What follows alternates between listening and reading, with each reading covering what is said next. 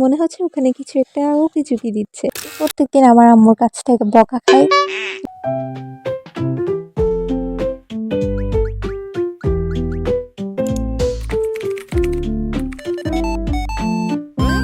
আসসালামু আলাইকুম কিউটিস, তোমরা সবাই কেমন আছো?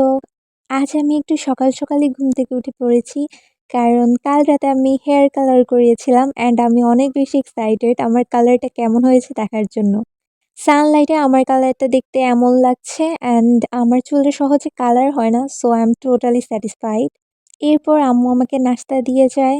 নাস্তায় ছিল পরোটা আর সবজি। এরপরে ঘুম কাটানোর জন্য আমি চা খেয়ে নিই। চা খেয়ে বসার পর আমার ভাই আমাকে ধরিয়ে দেয় তার প্র্যাকটিক্যাল।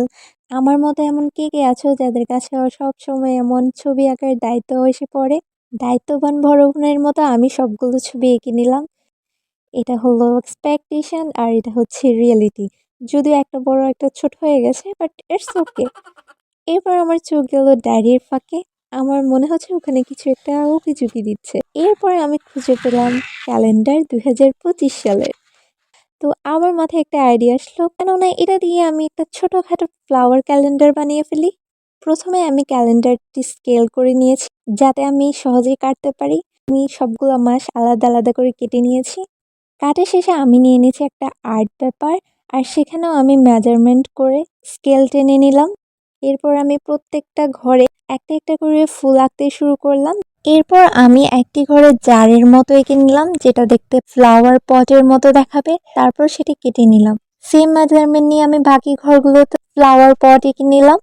এরপর সবগুলো জার সুন্দরভাবে কেটে নিলাম অ্যান্ড সবগুলা কাটাকুটি করার পর আমার টেবিলের অবস্থা ঠিক এরকম।